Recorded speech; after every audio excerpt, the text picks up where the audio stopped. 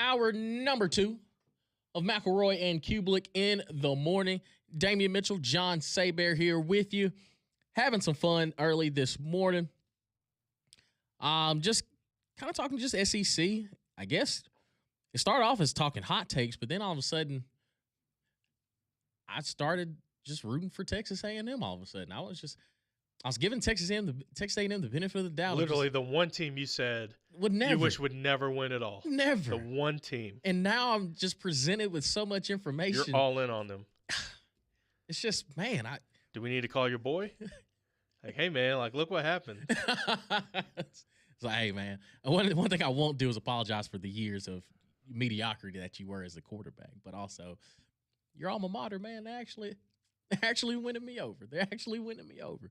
But no, I just Texas A&M, it's all up to you. And that's the thing, man. Mike Elko, if he was coaching anywhere else, I'd be rocking with him.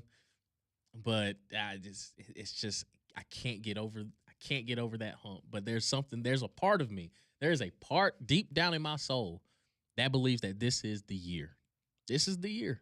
They're gonna have to get it done. If they don't, I'm done. I'm over with, cooked. But it's been a fun show. Going in hour 2, we'll have Dave Waters talking some Florida here in about 15 minutes.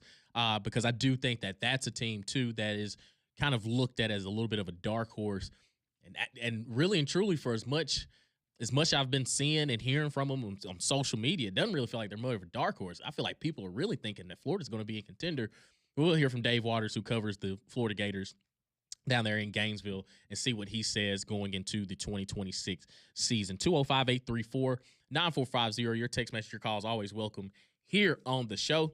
Somebody texts in and says, how hot will Kalen DeBoer seat if Bama starts 2-1 with a loss to either Kentucky or Florida State? Which loss will hurt him more? He just signed a contract extension. Yeah, he ain't going nowhere. It ain't going to be any hotter than it is today. Bama ain't got no money to pay no buyout. Like, nah. Y'all can complain all you want, but the extension was signed. Mm-mm.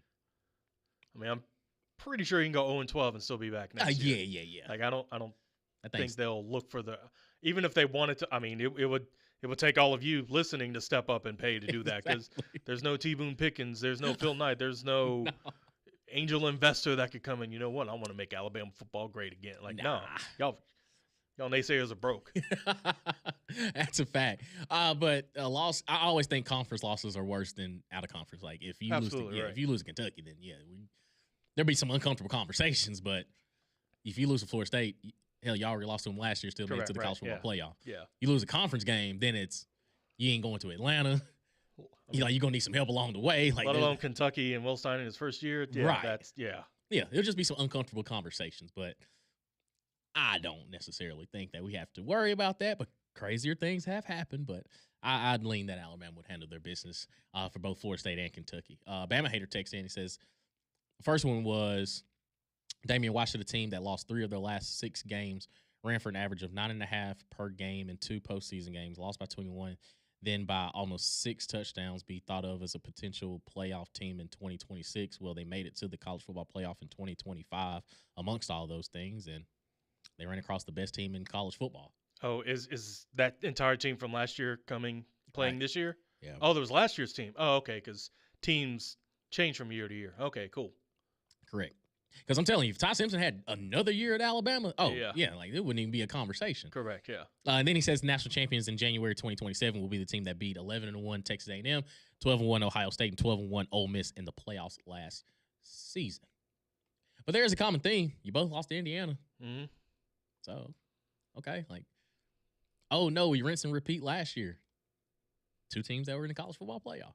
And you tell me Alabama's still going to go on the road and beat a playoff team too? Like, okay, like, we shall see. 205-834-9450. Our buddy Don wants to talk to us this morning. What's going on, Donald? Hello, my guys. How y'all doing this morning? Doing well, brother. Yeah, good to see you yesterday. That was a lot of fun yesterday. No, I heard your take on Auburn, and you said you thought they could be 4-0 at home. So you're saying that you think we're going to beat LSU at home? Yeah, I said that you're going to be undefeated at home. LSU, you get them at the crib, handle your business. Okay, well let me go a little step farther in my schedule. Damien, John, I'm going over my schedule since you said that and everything, and I got us 8-3 going into the Alabama game. And those 3 losses coming to Georgia, Tennessee, and I think we're gonna split the LSU Ole Miss. LSU at home, Ole Miss on the road. We need to split that. Win one of those two. That would, and then you got Mississippi State, Arkansas, Samford after those games. So I got us 8-3 going in the Alabama game, and anything can happen in that game. And I think Alabama will be 8-3 going into that game also. Why do you think Auburn will lose to Tennessee on the road? Well, Knoxville, tough place to play, and we haven't had good. My history at Tennessee is not good at all.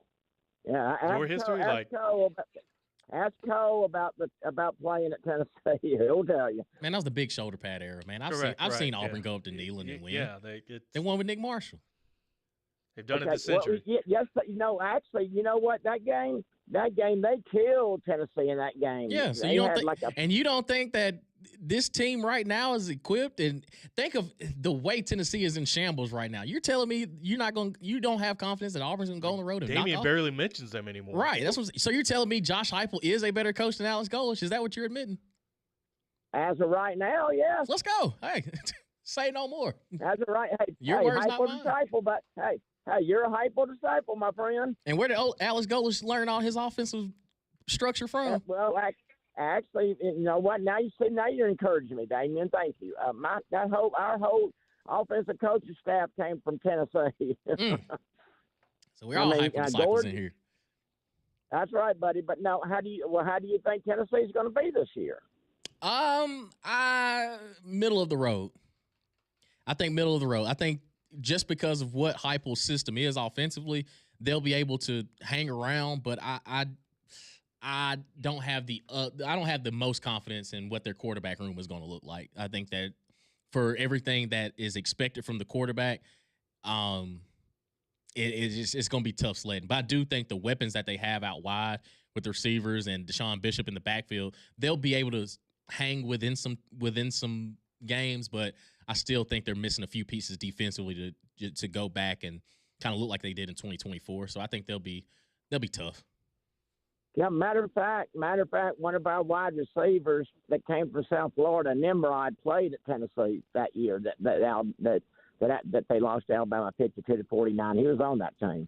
Caught a couple of passes in that game, I believe. Everything, but speaking of the receivers, and you said Singleton and Coleman, watch out for our kid, Kashawn Singleton. Watch out for him now. I think he's gonna have a big year. But I'm gonna tell you, Damien and John, who I think is gonna have a huge year that nobody's talking about.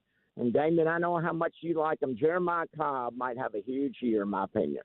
Yeah, I mean, he almost ran for 1,000 yards last year when Damari Austin left the team, and all he did was just carry the load, man. I'm with you. We did. All right, well, guys, thank y'all very much. You're doing a great job. Love the show, guys. Thank you. We appreciate you, buddy. I think that, I mean, listen, I know I was just playing with Don there with Auburn and Tennessee, but realistically, I think especially if you knock off Florida, going into Neyland, 3-0 at that time, the momentum is high. And also it's a little bit of a get back for Golesh saying, hey, man, one, appreciate the time that we had up here in Knoxville, but now I'm coming in as the enemy. Like we shake hands, do our, hey, appreciate you. I appreciate the opportunity, but I'm here as the head coach now. Like this ain't nothing to play with.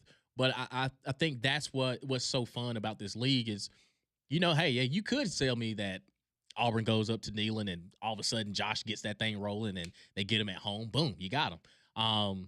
But also we saw Tennessee last year when Oklahoma was kind of in no man's land, go out there and knock you off on the day before Halloween. The day after, it was November 1st. But there's a lot of things that can just go as a season goes along because I do think that whoever Tennessee has at quarterback, the system is just predicated so much on your decision making that I don't know if by week 4, they're going to be still rolling at a high level. Now, again, you have the benefit of having some experienced receivers out there, and you can rely on running the football with Deshaun Bishop and those running backs that you have. So does Josh kind of take a foot, not necessarily a foot off the gas, but say, hey, we're going to establish the run game first. We're going to spread this thing out. Let's gash them. If they can't stop us running, we're not going to ask you to do too much. But when you have those home runs, you got to be able to hit them. Because I think that's what kind of gave me a lot of confidence in Hendon Hooker a couple seasons ago, is because in 21 there were long foul balls. Like there was a bunch of like, man, if he could get it to Tillman, if he can get it to Peyton, like, man, if their home run, if those hit at a better rate in 22, yeah, they're gonna be cooking with grease. Now, I didn't think they were going to look the way that they did. I was just kind of like, hey, like, maybe instead of scoring 24, you may get to 31. Didn't know they was going to go out here and drop 40 and 50 on people. But I think that's what they've been chasing for so long, but they haven't been able to get that consistency at quarterback because, yeah, you paid a ton of money to Nico, but he flamed out. And then Joey Aguilar last year at moments showed you that he could get it done because you go back and watch the first quarter of Tennessee and Georgia. You're like, yep, this is what Heupel's been missing for a while. And then a couple interceptions later, it's okay. Now it's back to reality. We're back to the inconsistency, and I think that's what's been holding Tennessee back, just because of what they've been able to do. And then defensively, they were just ultra. Like Greg and Cole talk about, they were just emotional. Like they were just. I think Greg hit the nail on the head last week, and he's like, "Man, yeah, you may stop them. You may, get a sack on first down. Then all of a sudden, a QB counter hits you for 35 the next play, and it's like, oh, we got to get that back. So you send, you go engage 8 and send 8, and then all of a sudden, boom, you hit, you leave somebody wide open across the middle, and you can't sustain leads and things like that. So I think that'll be an interesting game because both teams play like that. Because Auburn now with Alex Golesh in that system, it's very similar to what he ran when he was at Tennessee with Josh Heupel, and something's going to have to give. And right now, I would give a little bit of the edge to DJ Durkin in that defense, because Jim Knowles is going into year 1. Like this is the first time he's gotten with these guys. Whereas DJ Durkin, he has a lot of retention and a lot of playmakers there defensively for Auburn to go up there, especially with Xavier Atkins, a guy that really came on last year to being one of the best linebackers in the country. Now you got that back. So all in all, like when you look at both Alabama and Auburn schedules, there are going to be challenges. There's challenges every single year. No, there should be. You don't want to Houston at Texas Tech and Notre Dame style schedule. No. Correct. Like you're going to be tested early. Like it's going to be early, especially for Auburn. You jumping in the conference play in week 3 against a team in Florida who, again, it wasn't because of lack of talent last year that they didn't have the season that they had, that they had the season that they had. It was just kind of matchups where, DJ Lagway goes into Death Valley, throws 5 interceptions, like those things. I don't expect them to put Aaron Philo in those situations because of the fact you've got Jaden Bach, who has shown that just hand him the ball, block a few people, and he will do the rest. And also that receiver room that started to emerge as the season went on with Dallas Wilson, and now you're adding Eric Singleton. So, like, the pieces are definitely there, and it'll be interesting to see where the Florida Gators go. And we'll have Dave Waters on the other side who will break down some of just the expectations and what to expect from Florida and first year John Summerall on the other side of Mac and Cube in the morning.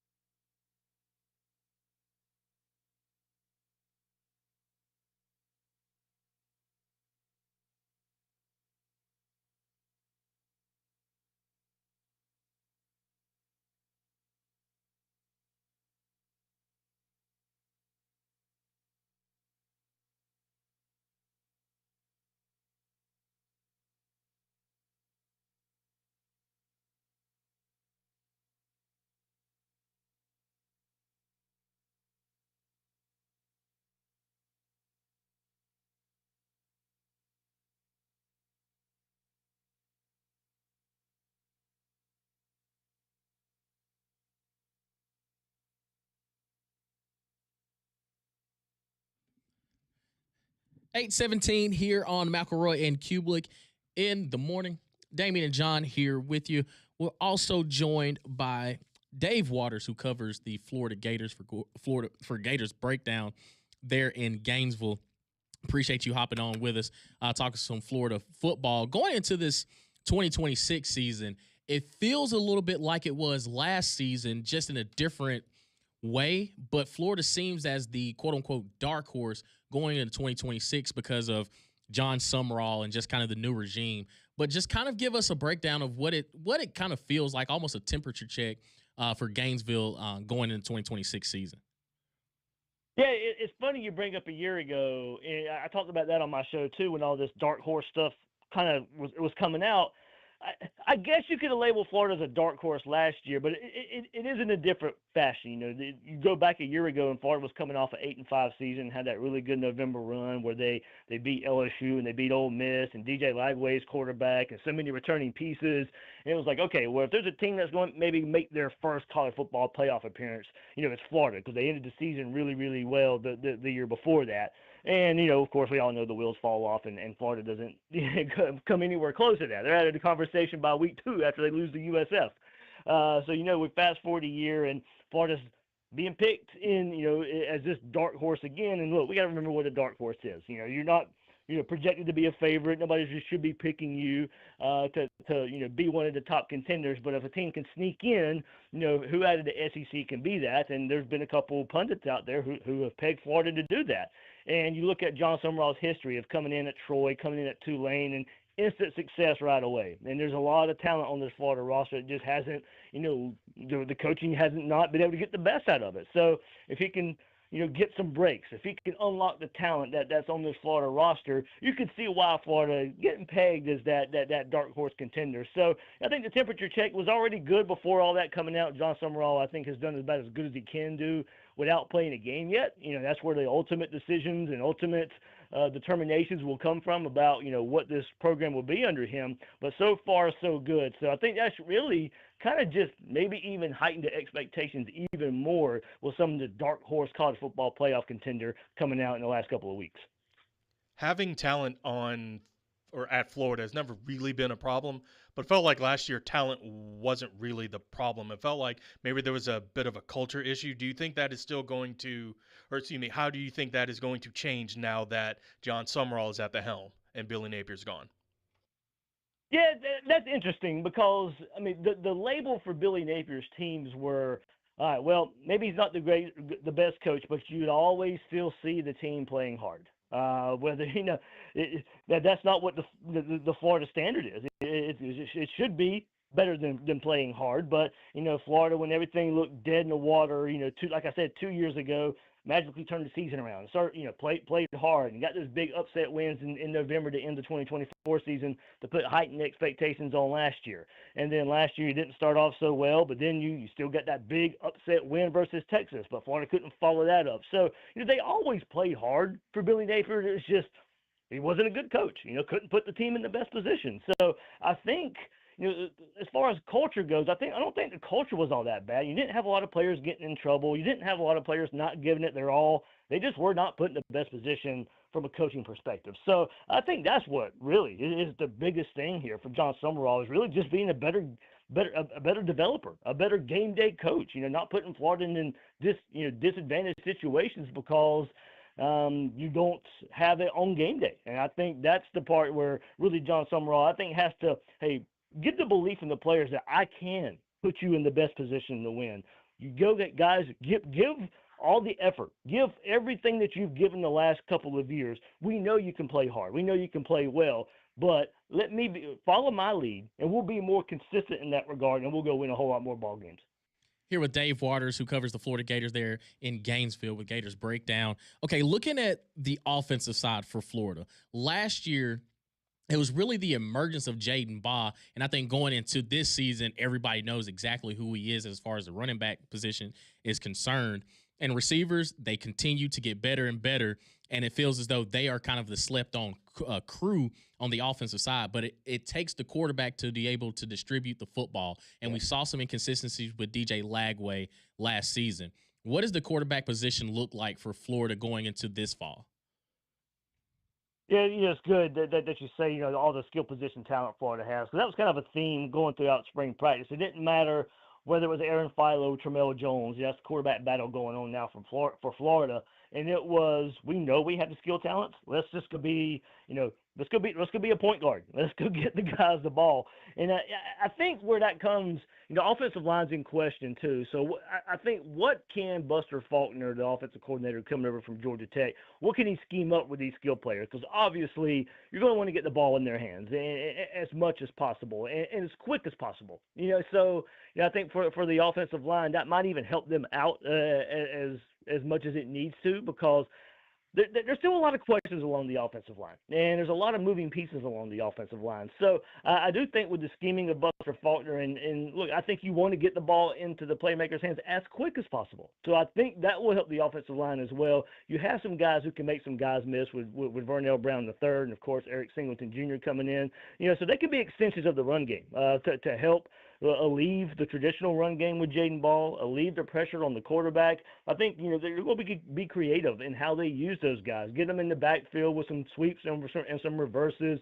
Use them as extensions in the run game and in the wide receiver screen game as well. So I think there's going to be a lot of creativity from Buster Faulkner to help these quarterbacks out, to help this offensive line out. But look, we know this is the SEC. There's going to be a time where there's a 3rd and 7, and it's going to be on the quarterback's shoulders. So, where does the trust come in? Is it Aaron Philo, who has a history with Buster Faulkner there at Georgia Tech, or is it Tramel Jones, who really, has a good rapport with a lot of this Gator roster that he played with last year? He was a true freshman, earned his way into the backup position last year over some guys, who were more veteran. He was able to come back up DJ Lagway with him only really getting fall camp last year. He missed spring last year as well, so he was able to make an immediate impact, but at least become the backup to DJ Lagway last year. So I think when we get to fall camp, you don't want the competition to go too much longer. I think you want to go ahead and identify your starter and try and get all those reps that are so important in a new regime.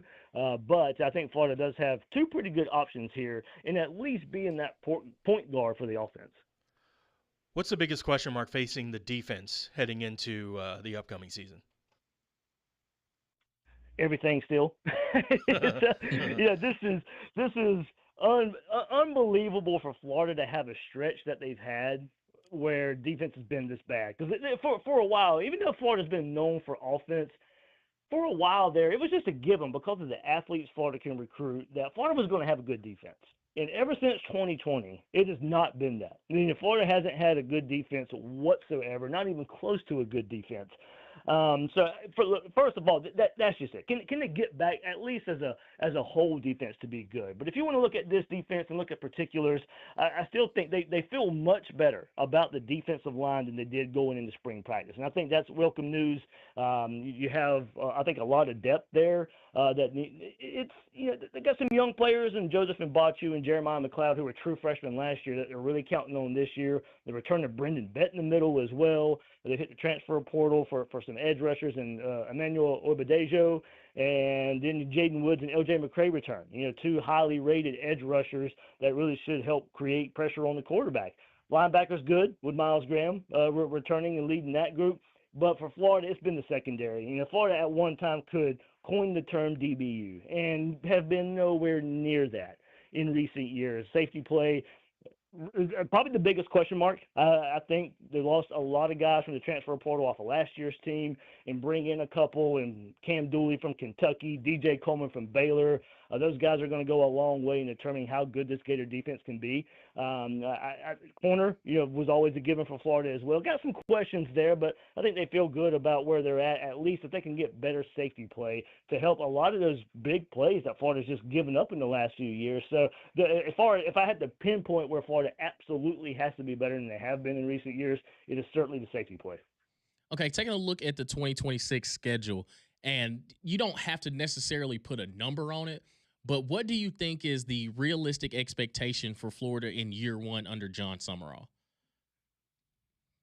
I think realistic expectation, you should bare minimum 7. I think that's the expectation. If you expect that, hey, all Florida needed was a better head coach, and if you believe he's a better head coach, then 7 is the absolute minimum expectation, I think, to feel somewhat better about where this thing is. 8 wins, I think, with this schedule in John Summerall's first year is I think would turn a lot of heads. I think would be really good and maybe a trajectory path for what he's able to build in Gainesville. Anything more than that, I think you absolutely take it, and I don't think you can complain anything about anything more than 8 wins. But you still got there's 4 teams on this schedule that are certainly would be looked at as clear head and shoulders above Florida, and that's Texas, Georgia, Ole Miss, and Oklahoma. Teams that have been in the college football playoff the last couple of years, in some form or fashion. So that's 4 teams. Florida gets 2 of them at home with Ole Miss and Oklahoma. They have to go to Texas and then have to play Georgia and Atlanta. That's the 4 teams. Can Florida get a good win out of that group? I think seasons don't really go as much as you plan. So if you look at a year one, you might win a game you're not supposed to, but probably lose a game you shouldn't supposed to either. And we look at Florida, they've had trouble at Missouri. They've had trouble at Kentucky in recent years when they've played those teams. So, it's hard to kind of pinpoint where Florida might falter, where they might get that big win. But that's kind of what I'm looking for. In that group of 4 teams that have been competing for the playoff, can Florida get a big win there? And then can maybe they avoid the game that, maybe when they go on the road, Florida might not be – it'd be close to a 50-50 battle, especially early in the season against Missouri, since you don't really know what this Florida team is at that point. But it's certainly I think you look at it, 8-4, I think, is probably the baseline expectation where everything kind of feels rosy about looking at the future. Kirby Smart's been on record as saying he'd like to see this on campus, and I don't know if John Summerall has said it or not, but is that something that maybe this regime could push to see the Florida-Georgia game return to on campus? I don't think so. I think now that we get the 9 SEC conference games, that gives that extra home game every other year that was probably missing with Florida, Georgia. So I think that might calm down a little bit. We got Atlanta this year. You have Tampa next year. Then it will return. So it's already been announced it's going to return to Jacksonville, I think, for at least another 4 years after this 2-year hiatus as the stadium gets rebuilt here in Jacksonville. I don't think, at least in the near future, it's going to stay a neutral site game. There's a lot of money involved with that, but I really think that sticking point of getting that extra home game every other year because of the 9-game conference schedule might kind of slow that conversation down a little bit. So, I mean, look, I'm in Jacksonville. I want it to stay in Jacksonville. I'm a local guy. There's something unique about the world's largest outdoor cocktail party here in Jacksonville. But we'll see how it goes the next couple of years. But I do think it may not be a bad thing. Like maybe twice a decade at least. Go a home and home where the fan bases, the players, the programs can experience that big time rivalry game or at home. In Athens or in Gainesville. Man, Dave, we appreciate you hopping on with us, man. I know Cole and Greg, they're out. Appreciate you just hopping on with us, talking some Florida football in 2026. Yeah, guys, thanks for having me. Absolutely. That's Dave Waters, who covers the Florida Gators there on Gators Breakdown on the Higginbotham Hotline. You deserve solutions that are built for you. Higginbotham is your one-source solution for insurance, financial, and HR services. Recap everything that we heard from Dave, take a look at Florida, and kind of give our thoughts on the schedule moving forward in 2026. What does success look like for the Gators? Also hear from you, 205-834-9450 on the Jocks text line and phone lines as well. Keep it locked right here on Mac and Cube in the morning.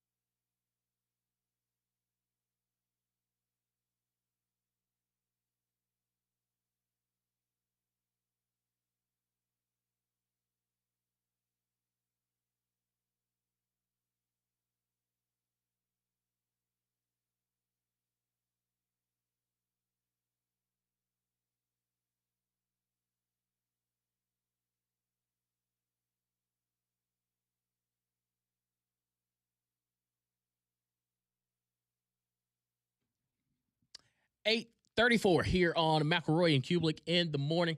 Damian and John here with you. Got a chance to hear from Dave Waters, who covers the Florida Gators down in the state of Florida. Just kind of, I love hearing the realistic talk of like, hey, there are some question marks. Now, are there as many as we had last season going into the season? Because we all assumed, we fell victim to it, that DJ Lagway, from what we saw in 24, like, oh man, Florida is back. And then they weren't. But then the thing is, you play the season out and it's, okay, yeah, you don't look as great as, as you expect against USF. You lose that game, you'll go on the road and lose to LSU. But then late in the season, you find out you mess around there and beat Texas, and it's, okay, so talent is definitely not the question mark, but he hit the nail right on the head. It just came straight down to coaching. And he brought up a great point of, okay, if John Summerall, because of his track record, he's shown that he's won at everywhere he's been, and not just, down the road success. It's no, when he gets there, it flips. But he's also realistic of saying like, hey, it's the SEC, 7 wins, 8 wins. We're feeling a little bit better about the future of Florida. And he also brought up a great point because I guess I didn't expect it to really be a quarterback battle between Tramel Jones and Austin Philo. I think when you hire Buster Faulkner from Georgia Tech, he brings Aaron Philo with him. It's a plug and play type situation. Pretty much, not unlike Golich and Byron Brown. Like you just kind of I just kind of assumed, and then to hear that no, it's a battle. Like it doesn't really matter which one you go to. That you feel pretty confident for this Florida Gators football team in 2026. But I look at Florida, and it's crazy. It's crazy that I feel more optimistic about them now than I did when they had when they had the known pieces returning last season. And again, a lot of it is just kind of reflection of maybe DJ Lagway. The expectation was too high, never lived up to it. But right now, Tramel Jones, even going into 2025 when Tramel Jones was in, it didn't really feel like, yeah, you don't really have an answer. But then Aaron Philo transfers in, and you think it's a plug and play situation. But it's John Summerall. It's a John Summerall effect. Because we've seen it within our own state at Troy, and even when he took the Tulane job, got them competing at a high level immediately, that it's hard not to think that Florida's going to have success in year one. And even going back the past 2 seasons when they've matched up with Georgia, it's been a dogfight. No pun intended for Georgia, but it's been a dogfight. Even with the lack of consistency that you've seen with Billy Napier, that man, would we really be crazy to think that John Summerall finds a way to mess around and beat Kirby Smart in year one? But also you got to avoid those highs, and you got to avoid the pitfalls along the way. But I think for Florida, one, Jaden Baugh. And again, it's different in this day and age. We haven't seen, those Derrick Henry type backs where we can just say, hey, we're about to line up and run 13 down your throat until you stop them.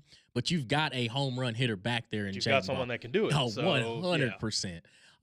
Because I know Cole was high on him last season going into the season, and he kept trying to explain to people, like, I don't think y'all realize how good Jaden Baugh is. And as the season progressed, it was never a question mark of Florida being able to run the football. It was, man, can they find a quarterback to kind of help them out along the way? So I think with the pieces that you have at the receiver, Dave spoke highly of the receiver room that Florida has. Greg has spoken highly of the receiver room that Florida has. It feels as though the pieces are there for John Summerall to have success early on. It's just now you have the same conversation we always have. It's the daunting SEC schedule. But looking at Florida, open up with Florida Atlantic versus Campbell, then they're on the road at Auburn, which is a game that we know here in the state, like that's a fork in the road. But then they got Ole Miss on the road at Florida, South Carolina at home, at Texas, Georgia, Oklahoma, on the road at Kentucky, Vanderbilt, and Florida State. So the schedule, again, depending on how you look at it and how you feel about a lot of these other teams, it's not the easiest road for Florida, but it's okay. Well, if let's just say they go on the road and beat Auburn, they're going, they get Ole Miss at home. They've shown even when they're in their down years they can knock off a college football playoff contender. And let's just say that Ole Miss is rolling at that time. It ain't going to be easy down there in the swamp. And I think for John Summerall, it's hey, I'm not here to play around. I ain't here to mess around. Like, we're here to win football games. We're going to do it now. I'm interested to see what Florida looks like, but I think that 8 is you really do have to feel confident about where the program is heading. And it's so unique because I feel like Florida and Auburn are very similar in the way, like the turnover in coaching, and all of a sudden the expectation level year in and year out consistently changes. But we've at least seen what Florida can look like when they are dominant. Like, it is rolling. They're one of the best teams in college football. But you go back and, I mean, Jim McElroy had them in a conference championship. Dan Mullen had him in a conference championship. Will Muschamp, he had success, got him to a Sugar Bowl. But it's almost like the expectation for Florida, not necessarily expectation. I think the patience that Florida is willing to show at times it's unlike other programs, because they're like, you know what? Once you show us that, we're latching on. Like, it's a latch on effect, and we're riding with you. And I think what Billy Napier kind of fell into was, man, we almost didn't realize how good we had it until it was gone. And he was kind of fighting an uphill battle the entire time. Because like Dave said, it wasn't a question of, is Florida going to play hard? No, we're just getting out coached. We're getting out schemed. Where now I think John Summerall's in that boat of, nah, we ain't going to be out coached. You're just going to have to prove that you're a better football team than us. And I think he injected a new pulse.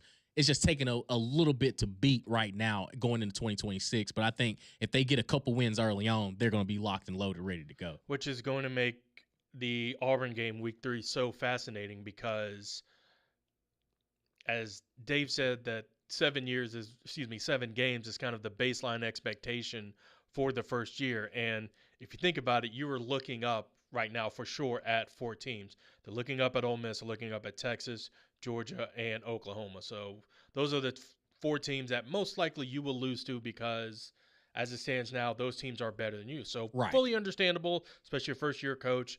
Okay, yeah, you get a couple of them at home, but most likely you're losing all those. So of your remaining 8 games, like, the expectation is to go 7-1. So let's go and give them Florida Atlantic and Campbell. So of your 6 remaining games of Auburn, Missouri, South Carolina, Kentucky, Vanderbilt, and Florida State, like, you're expected to go 5-1 with that, which from what it seems like they're assembling there, they should have the talent to do it.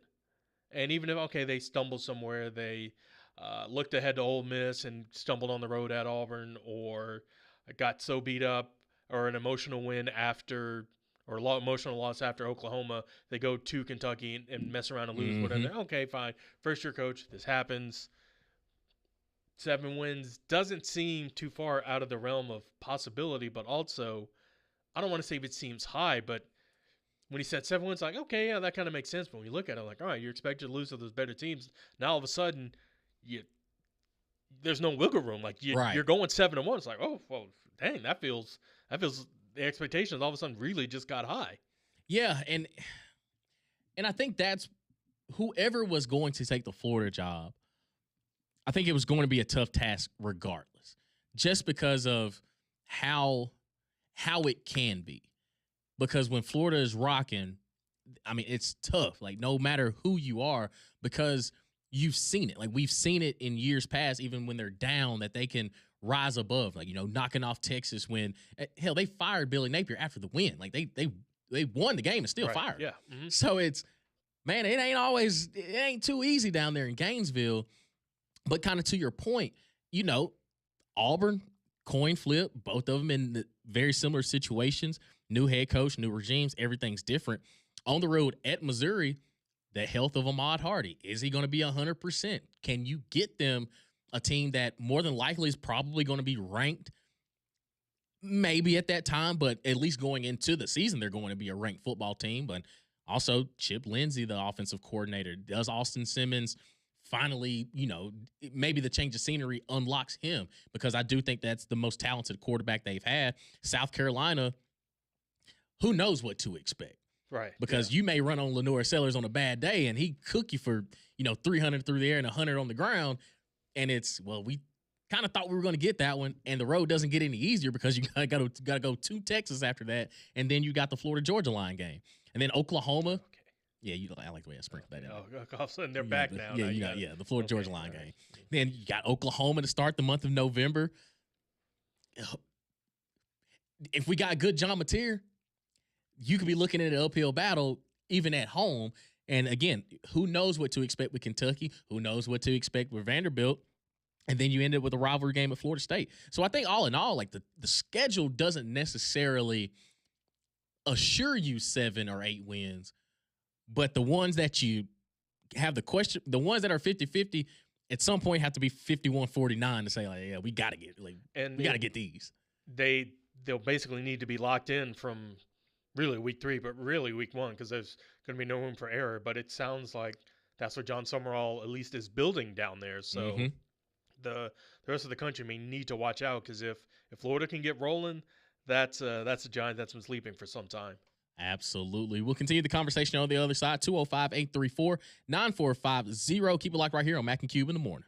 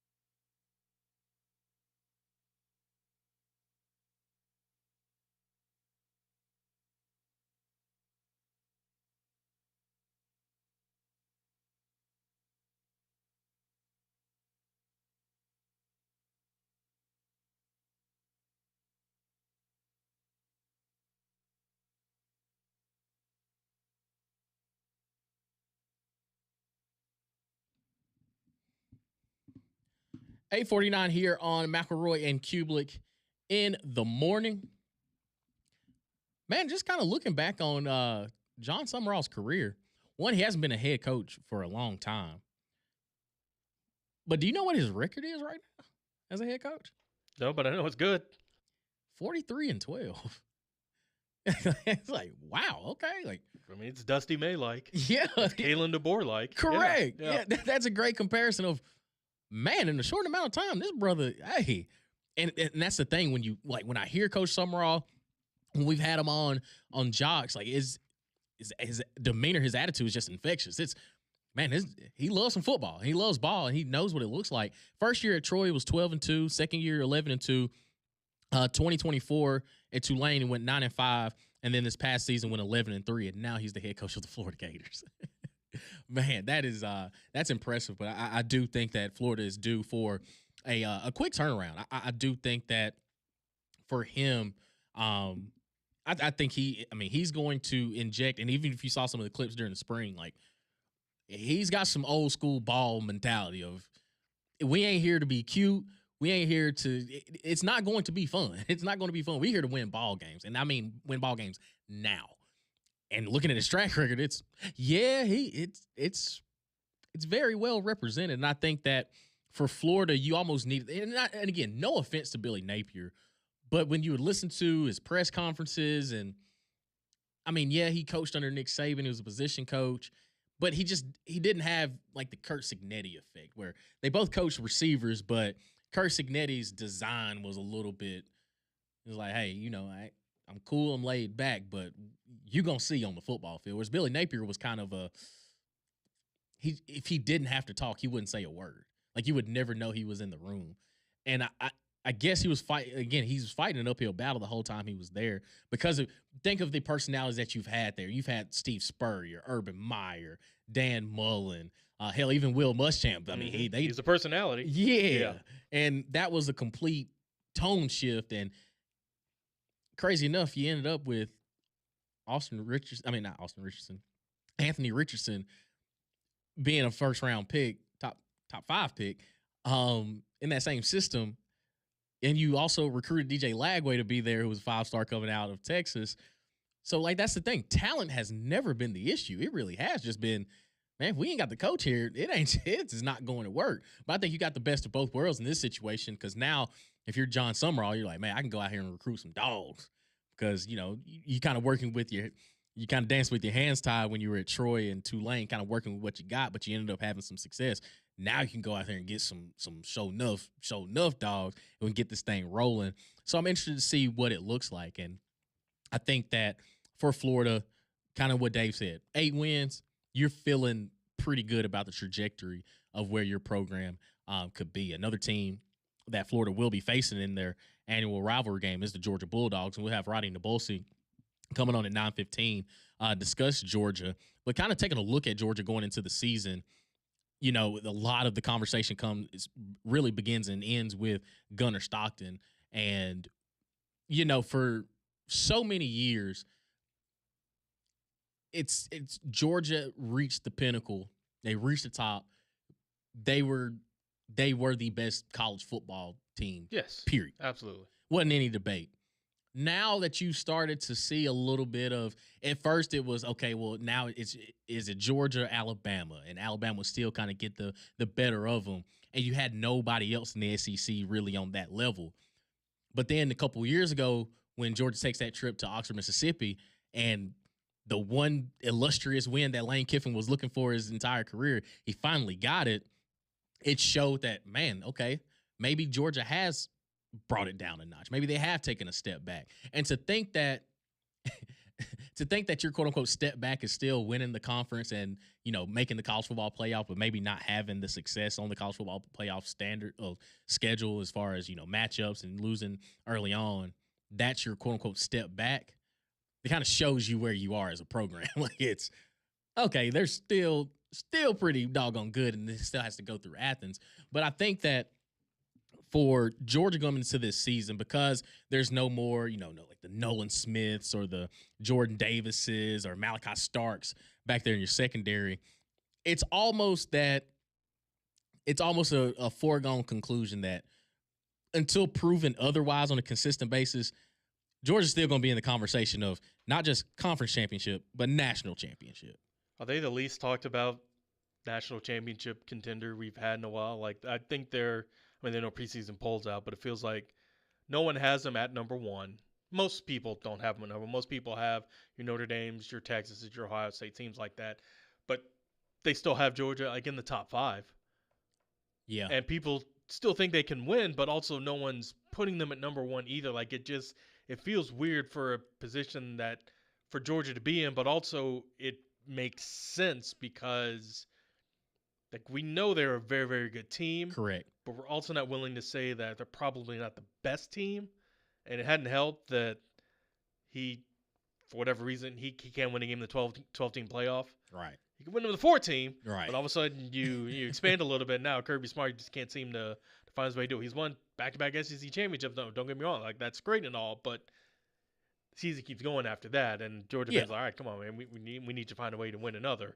But it just feels weird because it maybe because we're not in that state, and maybe this is how maybe Georgia and some of their SEC felt about Alabama during the back half of Saban's run. Not that they were definitely number 1, whatever. It was like, we know they're up there. I don't know if they're number 1, but we know they're up there. So there's no real reason to talk about or focus on them, especially since they have a quarterback that's coming back that arguably is the best in the SEC, but maybe because he's not flashy and he's not out there, he's not flamboyant, that not many people feels like are hyping him up, but we also expect him to be there. Yeah.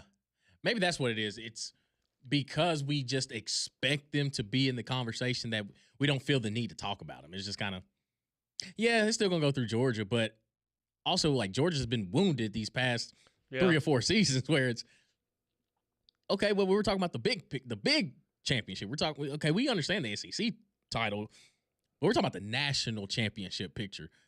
I'm kind of with you. Have we forgotten?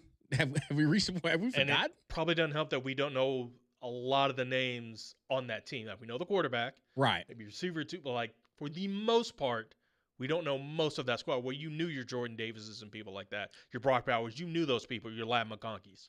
That is true. We'll talk about Georgia on the other side. Keep it locked right here for hour number 3 on Mac and Cube in the morning.